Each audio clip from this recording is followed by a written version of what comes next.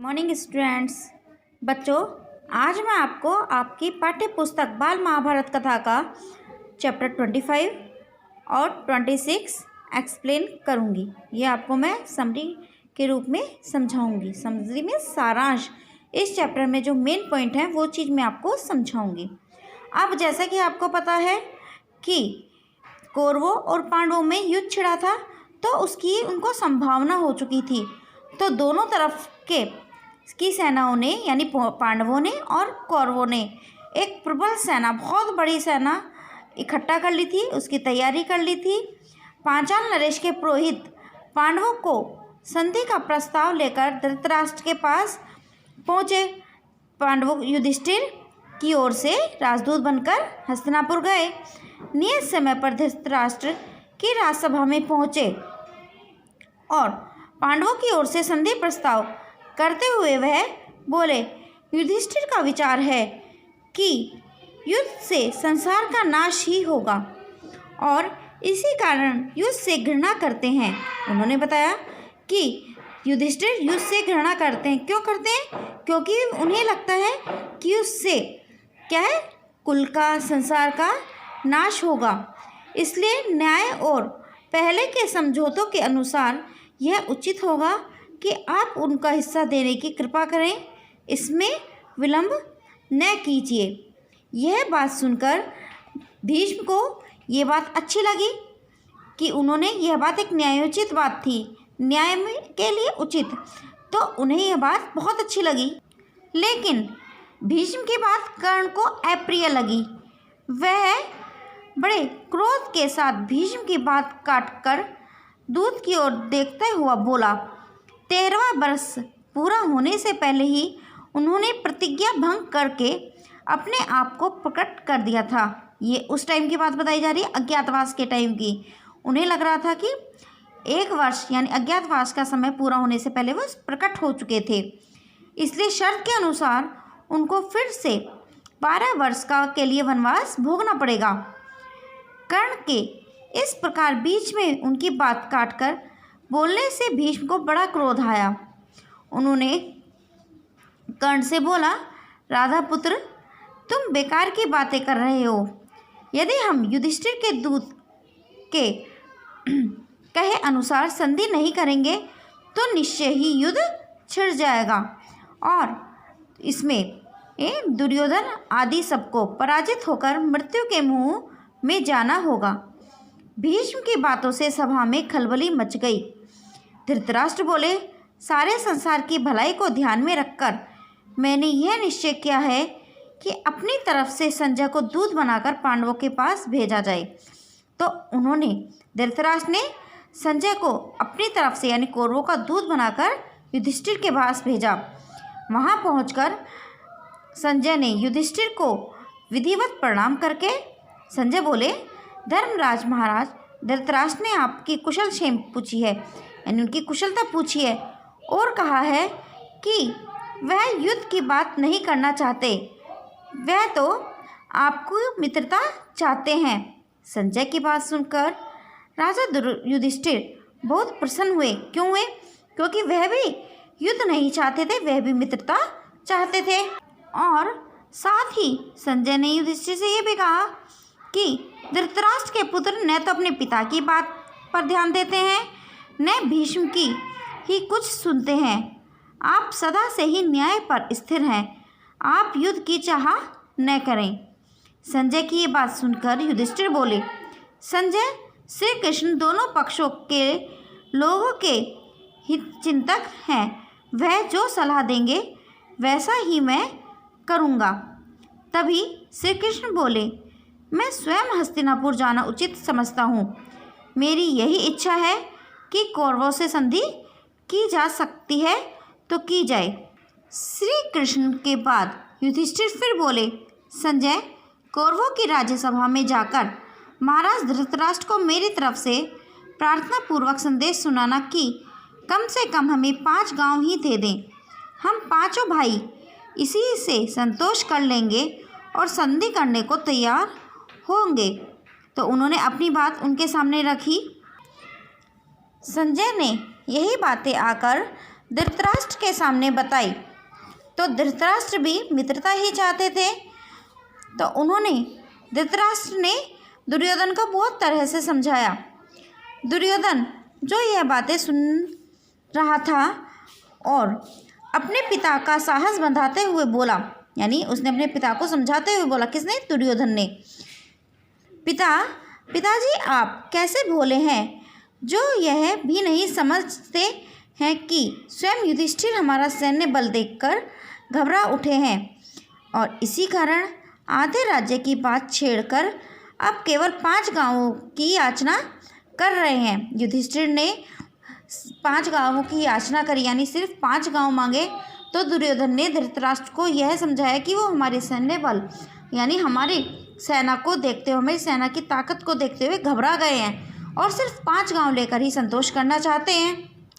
इस पर धृतराष्ट्र बोले कि बेटा, अगर 5 गांव देने से ही युद्ध टलता है तो टलने दो, इसमें क्या परेशानी, अब हटने करो। लेकिन इस उपदेश से दुर्योधन चिढ़ गया और बोला, मैं सुई की नोक के बराबर भूमि भी पांडवों को नहीं देना चाहता हूँ। आपकी जो इच्छा हो करें, इसका फैसला युद्ध भूमि में ही होगा। तो दुर्योधन जो था बेटा, वो किसी भी कंडीशन में किसी भी तरह युद्ध टालना नहीं चाहता था, यानी वह पांडवों से युद्ध करना ही चाहता था। और जब वो पांडवों से युद्ध करना चाहता था तो ये खबर पहुंच गई। तो आखिरी बार शांति दूत बनकर, यानी पांडवों की तरफ से श्री कृष्ण हस्तिनापुर आए थे। तो उनके हस्तिनापुर आने का कारण क्या था? सिर्फ यही था कि युद्ध टल जाए। शांति की बातचीत करने के उद्देश्य से श्री कृष्ण हस्तिनापुर गए। उनके साथ सात्यकी भी गए, यानी उनके साथ गए। तो जब वो गए, उन्हें वहाँ हस्तिनापुर में यह पता चला कि शांति दूत बनकर श्री कृष्ण आ रहे हैं। तो वहाँ उनके लिए खूब तैयारियां की गई, स्वागत किया गया, धूमधाम से तैयारियां की गई। दुशासन का भवन दुर्योधन के भवन से अधिक ऊंचा और सुंदर था, इसलिए धृतराष्ट्र ने आज्ञा दी कि उसी भवन में श्री कृष्ण को ठहराने का प्रबंध किया जाए। तो उनके लिए वहाँ उनके रहने का प्रबंध किया गया। हस्तिनापुर में कुंती भी श्री कृष्ण की प्रतीक्षा कर रही थी।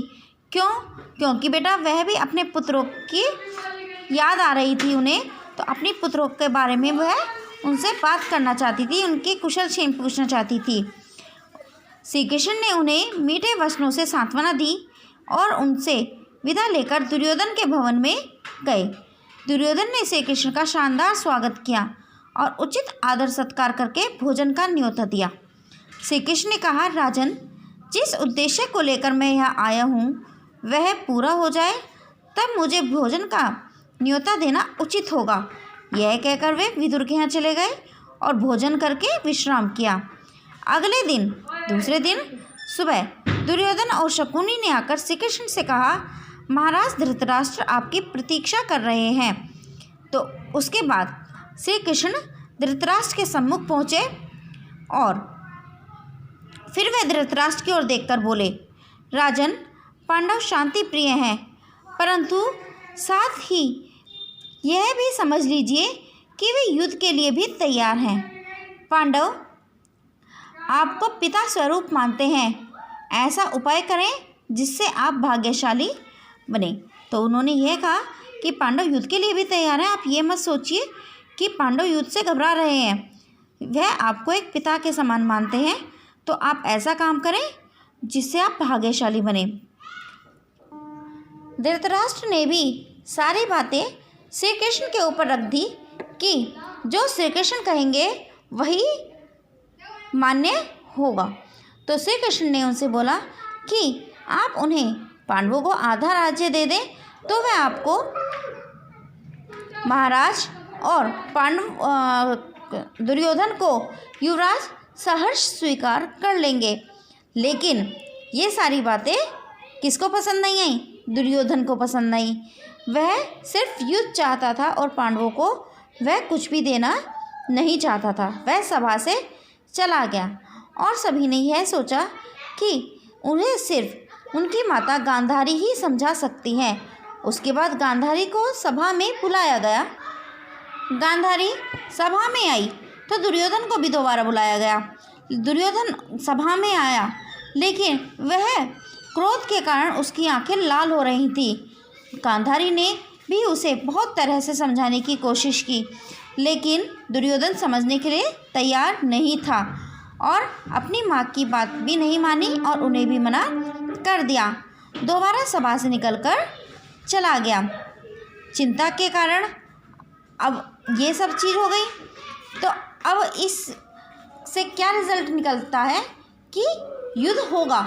तो इस युद्ध के कारण कुंती परेशान थी, उसे अपने बच्चों की चिंता हो रही थी। चिंता के कारण आकुल हो रही कुंती अपने पुत्रों की सुरक्षा का विचार करती हुई गंगा के किनारे पहुंची, जहां कर्ण रोज संध्या वंदन किया करता था। मध्याह्न के बाद कर्ण का जब पूरा हुआ तो उसे यह जानकर असीम आश्चर्य हुआ कि महाराज पांडु की पत्नी और पांडवों की माता कुंती ही उसका उत्तरीय सिर के लिए खड़ी है। कर्ण ने शिष्टतापूर्वक अभिवादन करके कहा, आज्ञा दीजिए, मैं आपकी क्या सेवा करूं? कुंती ने कहा, कर्ण, यह मत समझो कि तुम केवल सूत पुत्र हो, न तो तुम राधा पुत्र हो, न अधिरथ तुम्हारे पिता। तुमको जानना चाहिए कि राजकुमारी प्रथा की गोद से तुम उत्पन्न हुए हो। तुम सूर्य के अंश हो। थोड़ा सुस्ताने के बाद वह फिर बोली, बेटा, दुर्योधन के पक्ष में होकर तुम अपने भाइयों से ही शत्रुता कर रहे हो। धृतराष्ट्र के लड़कों के आश्रित रहना तुम्हारे लिए अपमान की बात है। तुम अर्जुन के साथ मिल जाओ, वीरता से लड़ो और राज्य प्राप्त करो। वे भी तुम्हारे अधीन रहेंगे और तुम उनसे घिरे हुए प्रकाशमान होगे। कर्ण माता कुंती का यह अनुरोध सुनकर बोला, माँ, यदि इस समय मैं दुर्योधन का साथ छोड़कर पांडवों के तरफ चला गया तो लोग मुझे कायर कहेंगे। आज मेरा एक कर्तव्य यह है कि पांडवों के विरुद्ध सारी शक्ति लगाकर लड़ूं। मैं तुमसे असत्य क्यों बोलूं? मुझे क्षमा कर दो। तो उन्होंने यही कहा। तो उसने क्या कहा?